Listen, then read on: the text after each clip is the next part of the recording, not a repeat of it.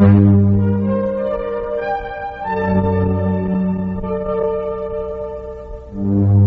a foggy night on Old Cape Cod. A perfect night for a mystery. Tonight, Cape Cod Radio Mystery Theater presents an original mystery thriller entitled Murder from the Bridge. Listen quietly for a moment. Can you hear it? Standing where you are, do you hear that sound?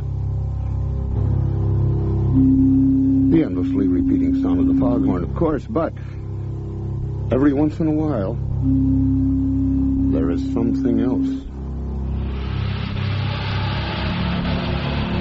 There. Did you hear it? It's the sound of another automobile crossing onto the Sagamore Bridge. Looking up from where you are, you can see it now. This gargantuan structure towering above you with its bridge lights nearly lost in the drifting fog. The cars that travel across are reduced by their distance to almost toy-like proportions. Listen closer now. There's another sound. A quieter sound. It is the sound of silent water swirling behind one of the huge supports. There's something down there in the dark water. Something floating just under the surface. What is that thing? Can you make it out?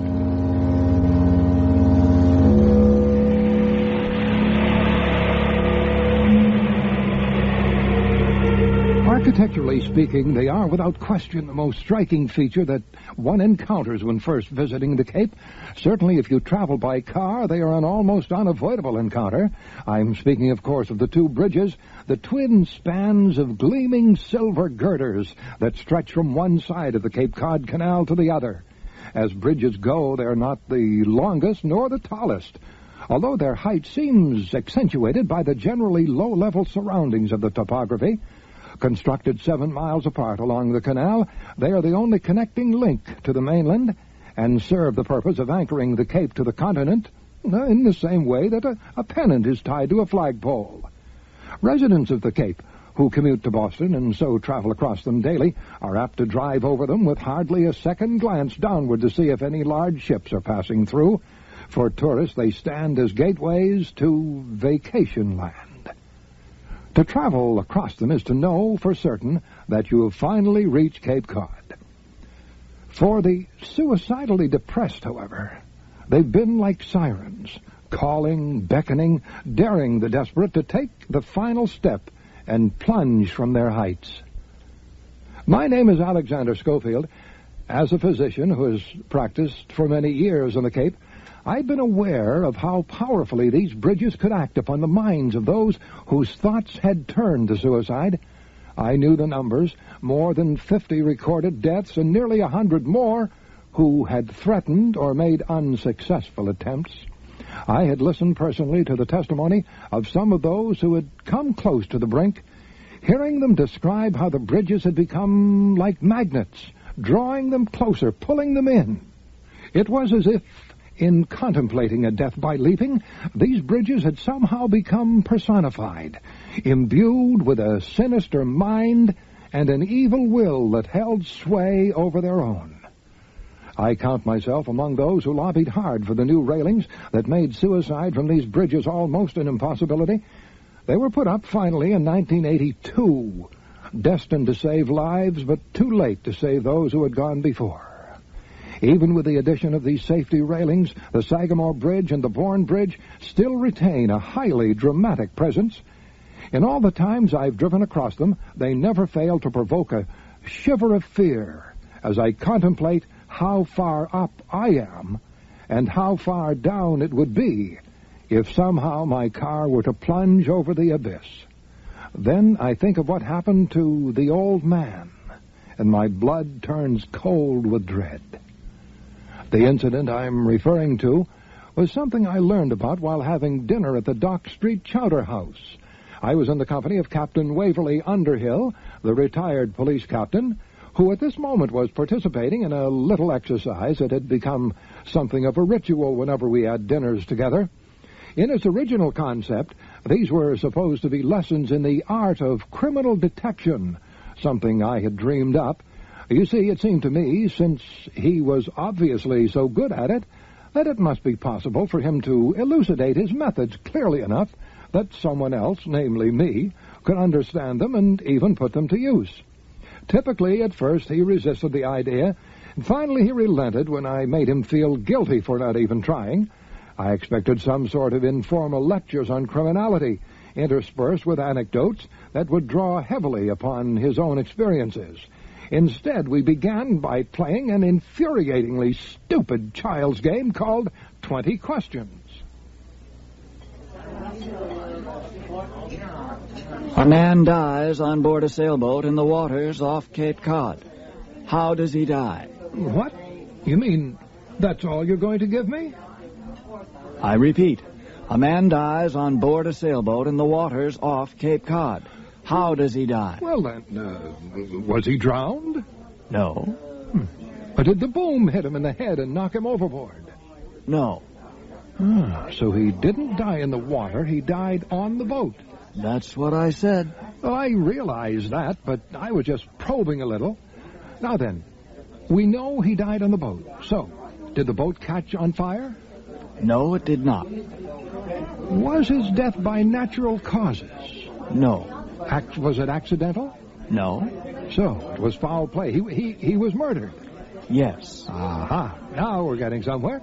Someone came on board his boat and murdered him. Honestly, Doctor, you physicians amaze me.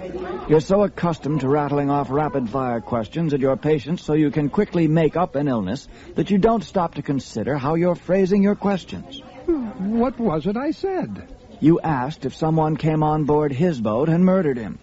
You didn't ask me if it was his boat. All right, then. Was it his boat? No, it was not. It was someone else's boat, and he was a guest on board. No, he was not. Well, I take it there were other people on board besides him. I mean, if he was murdered, there must have been at least one other person. Yes, there were other people. And one of them murdered him. No. No? No. Why no? How can someone murder someone if they're not there to do it? You mean the murder was somewhere else? Back on shore? Yes. Well, how can a person on shore murder someone on a boat? Unless by a bullet. Was he shot? No. Was there a bomb planted on board? No. Was he given some kind of slow-acting poison that didn't take effect? You're guessing, Doctor. Don't guess. There is a difference between asking questions and guessing. I am trying to be logical. Yes, be logical. But also use your imagination. Logic can only lead the mind, but the imagination can illuminate it. Sherlock Holmes was precisely wrong on this point. He said that a detective must remain logical and not allow his mind to jump to conclusions, when in fact the mind should be leaping to as many conclusions as the evidence supports. Anyone can gather evidence and interpret it logically, but it takes a strong imagination to perceive the many other possibilities that exist. When the mind sees only one possibility, it becomes stuck. That is what happened to you. I don't even know what it is I'm supposed to be stuck on. The image, Doctor, the image. The picture you formed in your mind when I set up the situation. I said a man dies on board a sailboat in the waters off Cape Cod. You immediately pictured a sailboat on Cape Cod Bay or Nantucket Sound or Buzzards Bay. Well, what other water is there? Are you forgetting the canal? The canal? What has the canal got to do with it? Oh, now wait a minute. You said he was murdered on the boat, but the murderer was on shore. No, Doctor. I said he was murdered, and that he died on the boat. But I didn't say he was murdered on the boat. Well, what difference does it make if he was... Hold it. I just thought of something. He jumped, didn't he? No, wait. He was murdered, so he didn't jump. He was pushed. He was pushed off one of the bridges, and he landed on a sailboat passing underneath. Bravo, Doctor. Excellent. Once you got on track, you performed brilliantly. Well, Waverly, I have to say that certainly falls into the category of a trick question. If you hadn't given me that last clue, honestly, if I'm expected to guess these things, there ought to be at least a certain amount of realism to it. Where in the world did you come up with such an outlandish plot anyway? Believe it or not, I didn't make it up. At least not all of it. It happens to be very similar to a case I was involved in not too many years ago, not long after my retirement.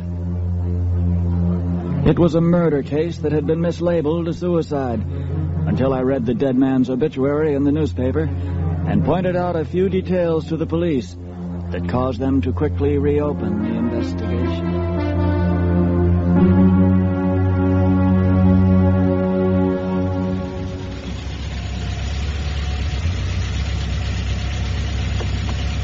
Hi. Are you my ride? That's right. Hop in. You must be Chris Blackwell. My name's Waverly Underhill. Pleased to meet you. I hope you don't mind me finishing this in front of you. The cops said they were going to be sending somebody over. They didn't say for sure what time he'd be showing up. I had a few errands to do. I hope I didn't disrupt your day. Oh, I don't mean to cause me any problem. After all, you're doing me a favor. Now that the investigation is over, I just sort of expected they would just call me up and tell me to come get it. I suppose ordinarily we might have. But whenever there's been a death in the family, the department tries to go out of its way to make life a little easier on the ones who are left behind. Which is just you, isn't it? What is? You are the only surviving relative, isn't that right? I guess so. What happened to your parents? Well, my mother died when I was 2. My dad took off before I was 3. But he's dead now. So you were raised by your grandparents? Pretty much. Must have made it doubly hard on you, having lost both grandparents so close together. Yeah, it was. I just sort of expected to see a squad car pull up. Do you work for the cops? No, not anymore. Not officially. Not since I retired. Oh, I still help them out occasionally when they need me. It's a good excuse to get out and take a drive every now and then. That's something a fellow your age has probably never thought about. But there comes a time when you reach a certain age, you have to start asking yourself, is this it? Is this the last year I'll be permitted to drive? Every day you watch yourself becoming a little more infirm, a little more befuddled in your mind, and you realize the time's approaching when it will no longer be safe for you to get behind the wheel of a car. That was something your grandfather was having to adjust to, in addition to having just lost his wife.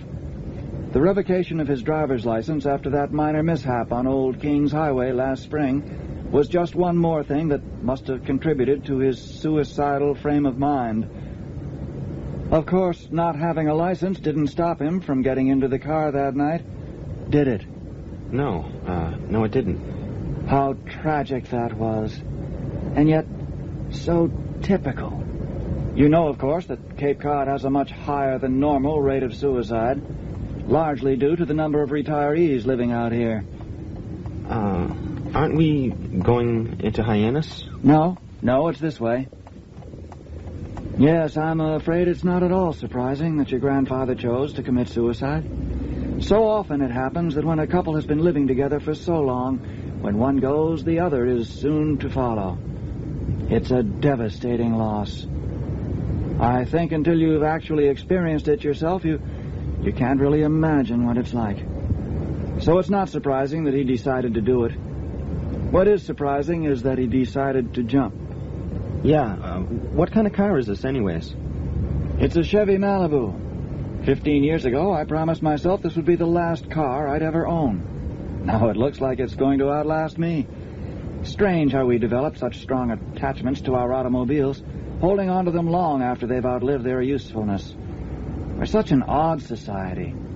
We hold on to our cars, and yet we throw away people. What do you mean? Well, I suppose I mean the way sometimes older people are treated in our society. Something you don't really notice much until you get older. It amazes me how callous young people can be in their treatment of the elderly. Don't you agree? Oh, yeah, it's a shame. Yes. Anyway, I was saying how really unusual it was that your grandfather decided to jump. Did you know that only 5% of the suicides in this country are death by leaping? Huh, no kidding. Of course, those 2 Cape Cod bridges are notorious. I remember I once did some checking, comparing them to the Golden Gate Bridge, which is another well-known jumping-off point. The Golden Gate stands at 265 feet, almost double the height of the Cape Cod bridges. The Golden Gate runs straight across, so its height above the water doesn't vary much. On the other hand, the Sagamore Bridge which follows a sort of brontosaurus curve as it arches over the canal, doesn't reach its highest point until the middle, which is approximately 135 feet above the waterline. More than 700 people have jumped off the Golden Gate Bridge, and only 12 have survived. The numbers for the Sagamore Bridge and the Bourne Bridge are much more modest.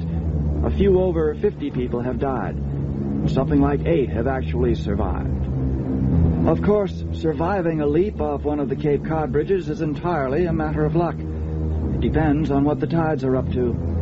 The tides running through the canal are quite dramatic. Did you know that? Not really. From up on top, as you drive over, you can't really tell.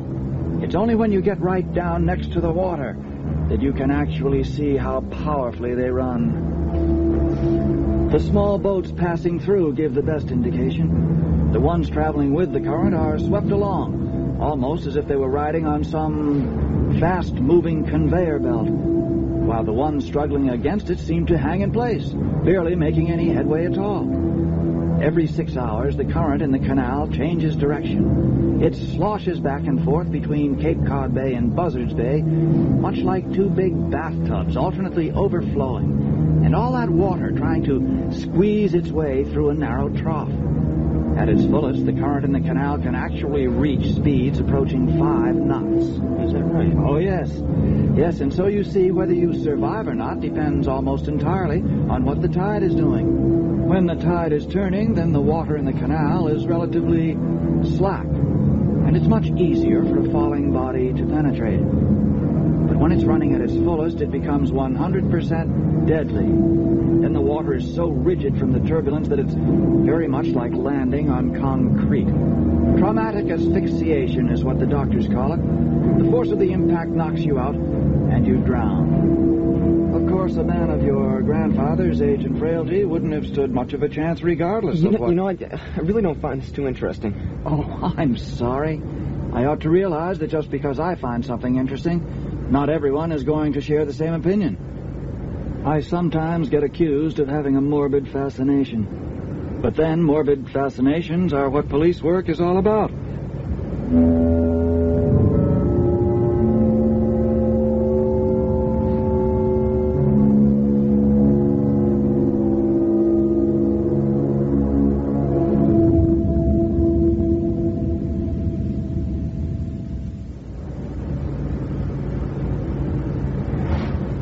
For example, one curious thing was the fact that your grandfather's body was recovered all the way at the south entrance to the canal. Of course, the tide was responsible for this, but that was what caused a large part of the confusion, since it was assumed that he had jumped off the Bourne Bridge instead of the Sagamore Bridge. I remember reading that first article in the paper about how the body of an unidentified man dressed in a bathrobe and pajamas was found floating in the waters off Stony Point. What was it? Several days, I believe, before his abandoned car was discovered at the back of Friendly's restaurant. And the police were finally able to put 2 and 2 together and come up with an identification. Of course, you hadn't reported anything because you hadn't gone home that night, nor for several days afterwards. Isn't it odd how some of us will put messages in bottles and fling them into the ocean, hoping they'll be found and read, while others of us will do something as symbolic as tossing ourselves off a bridge and never stop to think about who's going to know us when we're found. Tell me again, where did you say you were that night? What? You mean the night it happened? Yes. Yes, there was something in your statement to the police that made me think you deserved to be commended. I went to a party. A party. That's what it was. That was the reason. Or not because you went to the party, of course, but because, having had too much to drink, you decided to spend the night there rather than risk driving home. I remember saying to myself that even though in one respect your not going home that night was a contributing factor in your grandfather's death, still you deserve a lot of credit for showing good judgment. Too many young people today will get into their cars and drive no matter what condition they're in. But you didn't. Of course, inebriated, you might have walked home. After all, it wasn't that far. But I suppose even that can be dangerous when you've had too much to drink. Where is this place we're going? Just across the bridge. crossing the bridge? Well, that's where the car is. By the way, I wasn't implying that you ought to feel guilty for not going home that night. Even had you been aware of your grandfather's suicidal tendencies, it's almost impossible for any loving relative to be there every minute of the day and night. That's one of the reasons the group called the Samaritans got started on the Cape, so there'd always be someone to turn to in a crisis. Of course, now that we can look back on it, it's quite easy to reconstruct how it must have happened. Sometime deep in the night, your grandfather's feelings of desperation and despair must have become overwhelming. We can assume these feelings must have come on him quite suddenly. Otherwise, why would he have left the house wearing pajamas and a bathrobe? Why would he not have left behind a suicide note? And perhaps most puzzling, why would we find a grocery list all made out and sitting on the kitchen counter beside the bread box? That's strange, don't you think? Ordinarily, when a person's mind is focused on the infinite, he's not apt to be concerned about whether or not he's about to run out of tartar sauce. Yeah, but how do we know it wasn't an old list? Maybe he just hadn't thrown it away. Oh? Well, yes, that's true. I mean, you're absolutely right. It could have been an old list. There certainly was no date on it. Sure, that's probably what it was.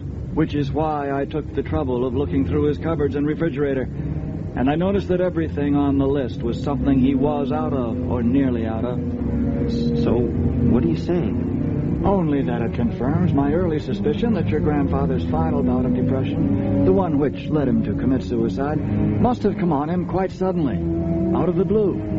Or out of the black, shall we say. You can easily imagine how it must have happened. He goes out to his car. He begins driving, perhaps initially without any clear intention of heading for the bridge. Gradually, as the idea crystallizes in his mind, his resolve takes over. He arrives at the bridge, makes his first drive across, keeping his eyes straight ahead, allowing himself perhaps one quick downward glance at the darkness on the other side of the railing. He tries to imagine what it will feel like. The sudden leap, the rush of air, the seconds slowing down, and then nothing. Driving down off the bridge, he follows the rotary around and is soon headed back in the opposite direction. With each pass he makes, he can feel his determination growing stronger and stronger. Finally, the moment comes when he decides he must do it. He stops the car, gets out, and... Now that's one thing I can't figure out. What's that? Why would he park the car at the bottom and walk up? Why not simply stop the car at the top of the bridge, get out, and jump? The whole thing wouldn't have taken more than a few seconds. Maybe he thought leaving the car there would be a traffic hazard. Oh? You mean he was just being considerate? Something like that. It wouldn't surprise me. Well, then you're probably right. In which case, it points even more of an accusing finger at society. Just think about it. Here was your poor grandfather on the verge of ending his own life, and he is still thinking about the safety of others. And yet, during the 8 to 10 minutes it must have taken him to walk to the top of the bridge, when by every estimation, even taking into account the lateness of the hour, at least 1 or 2 cars must have passed by and noticed an old man, barefoot and wearing a bathrobe, ascending onto the bridge.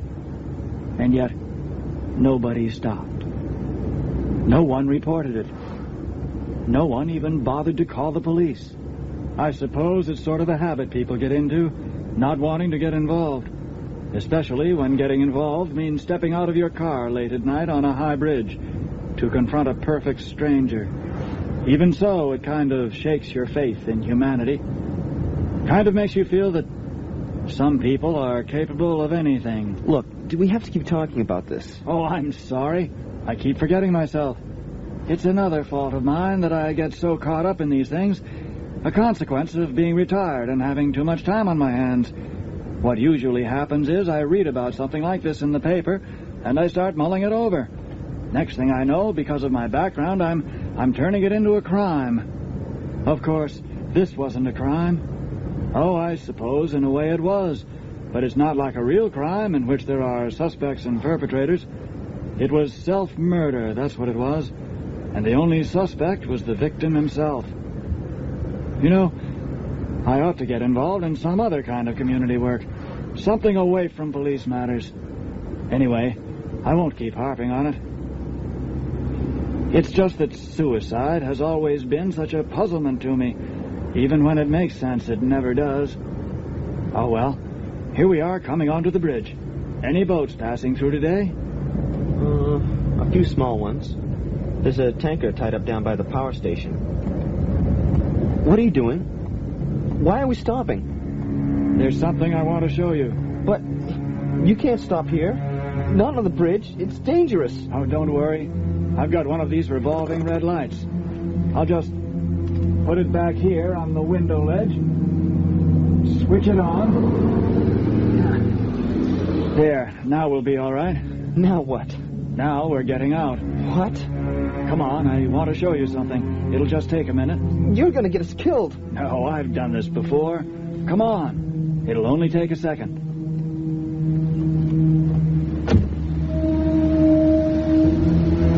We have to cross over to the other side. Yes, we see you. All right. Right after this one. Let's go. I'm not coming.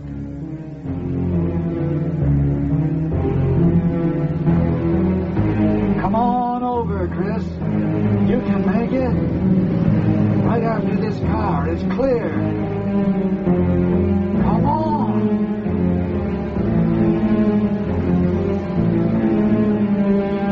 This is crazy. Here now. Take a look down. This is really a thrill, isn't it? We're really pretty high up when you get right down to it. Look there. Do you see that sailboat passing beneath us? The mast on that boat has got to be 60 feet high. And yet from this perspective, it looks no taller than a step ladder. You're right. Can we go now? Not yet. Take a look here. Do you see this spot? This is exactly where your grandfather went over. If you look closely, you can still see where his bathrobe wiped the road grime off the railing. We found traces of this same stuff on his bathrobe. It didn't wash out. So we know this is where he had to have gone over. I don't feel so well. I want to go back. Oh, you're afraid of heights. All right, let's return.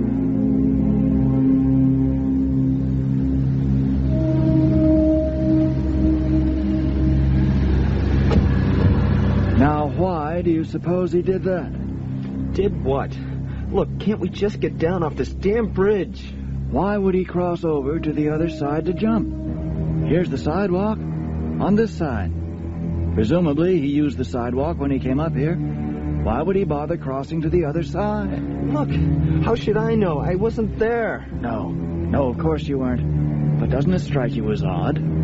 I could certainly understand it if he was driving his car along here, heading on to the Cape. He stops his car right about there, jumps out with the motor running, and quickly makes for the railing before he can change his mind. But walking all the way up here and then crossing over just doesn't make sense. Maybe there was a wind blowing that night. Maybe he just didn't want to jump into the wind. Damn, of course. That's probably it. I'll have to remember to check with the Weather Bureau. See if they can tell me which way the wind was blowing that night. Look, do we have to keep sitting here? Can't we just go on? All right. It's not far anyway. We're almost there.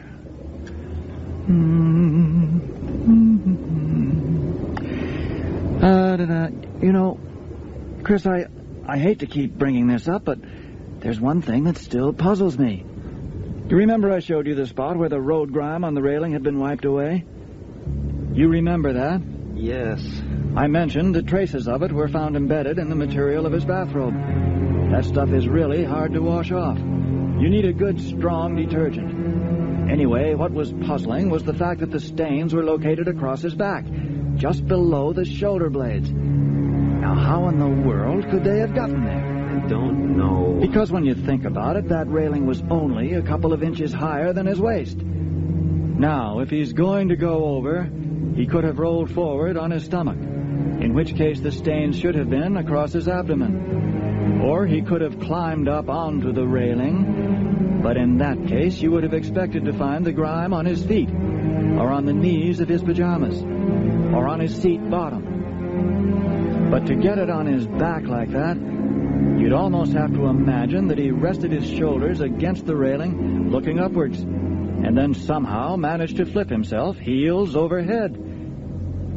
Oh, well, never mind.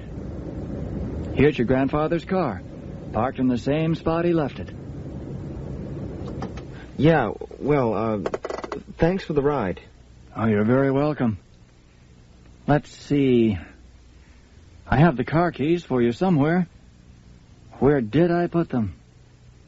Oh, by the way, the police will be along shortly. They asked me to apologize to you for holding on to the car for so long. The police are coming? Even in an open and shut case like this one, it was necessary that they perform all the usual tests. Why are the police coming? They dusted the car for fingerprints, and they found some. Some of yours, in fact. So? That doesn't surprise me. I've driven my grandfather's car plenty of times. I'm sure my fingerprints are all over it. I know. That's exactly what I told them. Oh, check in the glove compartment, will you? See if they're in there. I'm getting so daft these days, I can never remember where I put things. They're not in here. Oh, well... Oh, here they are. Under the seat. Right where I put them. You said the police are coming? Is that what I said? Gee, I don't know why. Oh, well, never mind. Well, thanks again for the ride. Not at all.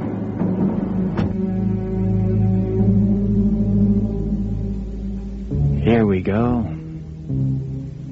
First, find the right key. There, now you've got it. Now unlock the door. Now squeeze in behind the wheel. Reach down to adjust the seat. Having some difficulty?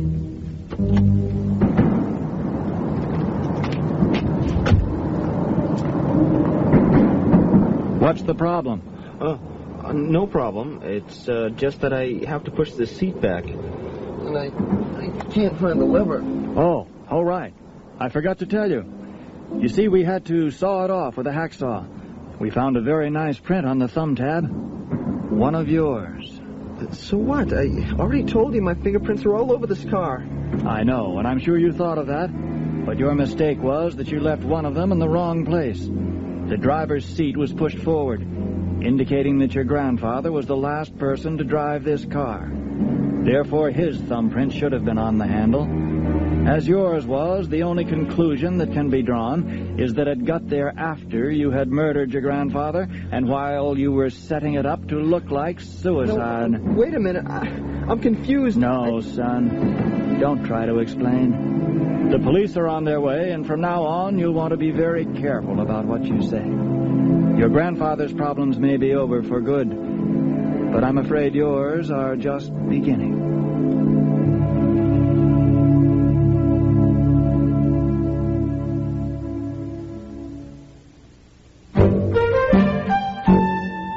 You have been listening to Cape Cod Radio Mystery Theater's presentation of Murder from the Bridge. Tonight's program was produced, written, and directed by Steven Oney. Co-produced by David Ellsworth. Engineered by John Todd. With sound effects by Scott Dickey. And original music composed by Mark Birmingham. The actors in tonight's play: David Ellsworth played Captain Waverly Underhill. Wally O'Hara was Dr. Alexander Schofield, and Bill Dame played Chris Blackwell, the murderer. This program was recorded at HT Recording Studio and is copyrighted by Steven Oney for Cape Cod Radio Mystery Theater. All rights, including rights for broadcast and reproduction, are reserved.